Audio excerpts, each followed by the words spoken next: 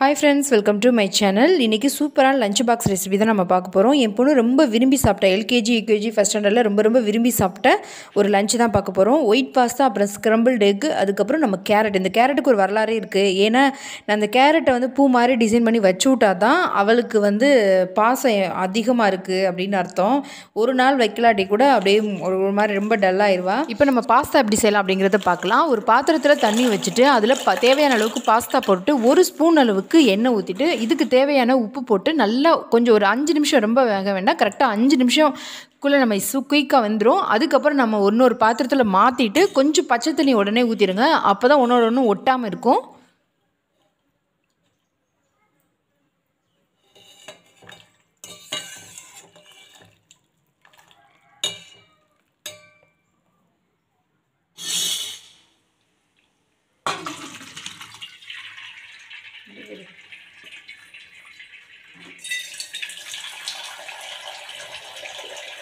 அப்படியே வச்சு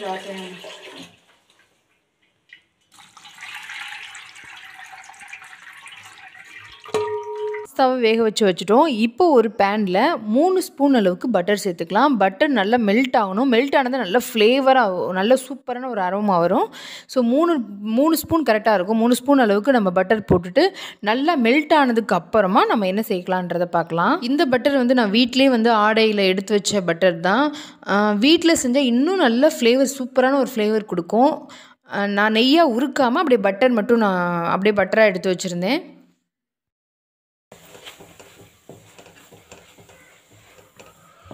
பட்டர் நல்லா மெல்ட் ஆயிடுச்சு. இப்போ இந்த நேரத்தில் கார்ன் வந்து ஒரு ஸ்பூன் அளவுக்கு சேர்த்துக்கலாம். கார்ன் சாப்பிடும்போது நல்லாயிருக்கும். இன்னும் ஒரு குடமிளகாய் வந்து பொடி பொடியாக கொஞ்சமாக கட் பண்ணி வச்சுருக்கேன், அதையும் இந்த நேரத்தில் சேர்த்துக்கலாம். சேர்த்துட்டு நல்லா லைட்டாக வதக்குங்க. இதுக்கு தேவையான உப்பை லைட்டாக கொஞ்சமாக அந்த கார்னுக்கும் அந்த குடமிளகாவுக்கும் தேவையான உப்பை லைட்டாக போட்டுக்கோங்க. போட்டு நல்லா மிக்ஸ் பண்ணி விடுங்க.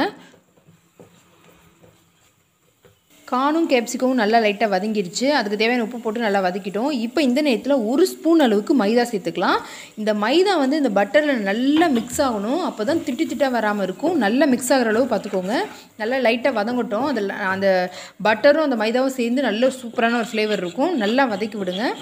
மைதா நல்லா மிக்ஸ் ஆனதுக்கப்புறம் ஒரு டம்ளர் அளவுக்கு, ஒரு சின்ன டம்ளரில் ஒரு டம்ளர் அளவுக்கு நம்ம வந்து காய்ச்சி ஆற வச்ச பால் சேர்த்துக்கலாம். கொஞ்சம் கொஞ்சமாக சேருங்க. கொஞ்சம் சேர்த்துட்டு நல்லா அந்த மைதாவோட நல்லா மிக்ஸ் பண்ணி விடுங்க. கொஞ்சம் கெட்டியாகும். அதுக்கப்புறம் மீதி இருக்க பாலை சேர்த்துக்கோங்க.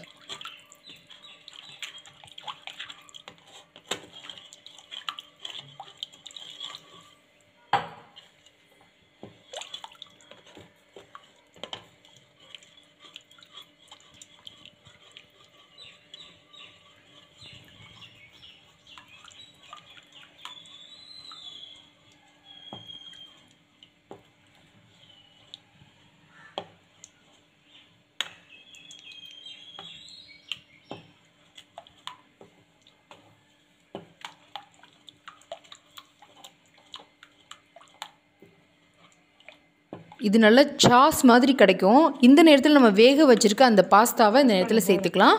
கரெக்டாக இருக்கும். ரொம்ப கெட்டியாகவும் இல்லாமல் தண்ணியாகவும் இருக்காமல் கரெக்டான பதத்தில் அந்த பாஸ்தாவை சேர்த்துக்கோங்க. நல்லா சேர்த்துட்டு நல்லா மிக்ஸ் பண்ணி விடுங்க.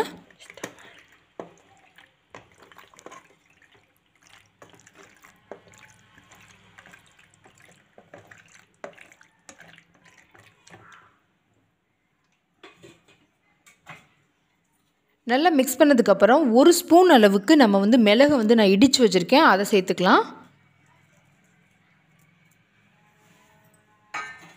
சீஸை நம்ம எவ்வளோ தேவையோ அவ்வளோ வந்து நம்ம துருவி போட்டுக்கலாம். சீஸ் குழந்தைங்களுக்கு ரொம்ப பிடிக்கும், அதனால் கொஞ்சம் அதிகமாகவே சேர்த்துக்கலாம். நிறைய எவ்வளோ தேவையோ அவ்வளோ சீஸை போட்டு நல்லா சிம்மில் வச்சுருங்க. சிம்மில் வச்சு லைட்டாக மெல்ட் ஆகிற அளவுக்கு நல்லா மிக்ஸ் பண்ணி விடுங்க. நம்ம இன்னும் இந்த இதுக்கு தேவையான முழுமையான உப்பு நம்ம சேர்க்கல. நம்ம அந்த கேப்சிகத்துக்கும் இதுக்கு மட்டும்தான் உப்பு சேர்த்தோம். இந்த நேரத்தில் கொஞ்சம் உப்பு பத்தலை அப்படின்னா மேலாப்பில் அப்படியே போட்டுக்கோங்க.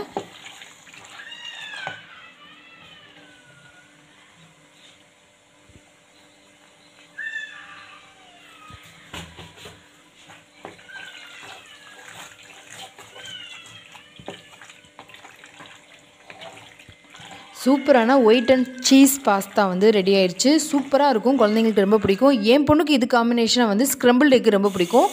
அதுக்கு ஒரு பேனில் 2 ஸ்பூன் அளவுக்கு பட்டர் சேர்த்துக்கோங்க. பட்டர் நல்லா மெல்ட் ஆனதுக்கப்புறம் 2 முட்டையை வந்து நல்லா அடித்து வச்சுக்கோங்க.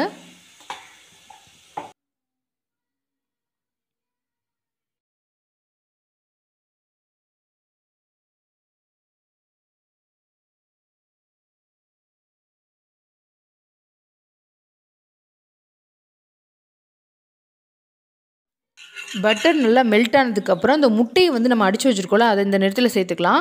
சேர்த்துட்டு லைட்டாக அப்படியே மிக்ஸ் பண்ணிகிட்டே இருக்கணும் சிம்மிலே வச்சு. ஒரு சிலருக்கு அந்த ஸ்க்ரம்பிள்டு எக் வந்து நிறைய விதங்களில் செய்வாங்க. ஒரு சிலருக்கு அப்படியே லைட்டாக அந்த ஆஃப் ஆயில் மாதிரி இருக்கலாம், அந்த மாதிரி இருக்கணும். குழந்தைங்களுக்கு கொடுக்குறது அந்த கவிச்சி வாசனை ஒரு சில நேரங்களில் பிடிக்காமல் போகலாம். அதனால் நல்லாவே நான் வந்து வேக விட்டுட்டேன். எல்லோரும் சாப்பிட்ற விதத்தை நான் காட்டுறேன் பாருங்கள். அந்த லைட்டாக அப்படி வந்த உடனே எடுத்துருவாங்க. கொஞ்சம் லைட்டாக வேகிறதுக்கு கொஞ்சம் நேரத்துக்கு முன்னாடி டக்குன்னு எடுத்துருவாங்க. அது வந்து சேர்த்து சாப்பிட நல்லாயிருக்கும். ஆனால் குழந்தைங்களுக்கு பிடிக்குமா என்னன்னு தெரில. அதுக்காக நான் கொஞ்சம் லைட்டாக வேக வச்சுருவேன். இந்த பதத்துலேயே எடுத்துருவாங்க. இப்போ மிக்ஸ் பண்ணுறோம்ல, இந்த பதத்துலேயே வந்து அந்த ஸ்க்ரம்பிள்டு எக்கை எடுத்துருவாங்க. குழந்தைங்களுக்கு அது பிடிக்காமல் போகலாம். அதனால் நான் கொஞ்சம் வேக விட்டு எடுத்துக்கிறேன். இப்போ வந்து ஒரு ஸ்பூன் அளவுக்கு நான் மிளகுத்தூள் சேர்த்தேன். தேவையான அளவு உப்பு சேர்த்துட்டு சீஸை வந்து நல்லா துருவி போட்டுக்கலாம்.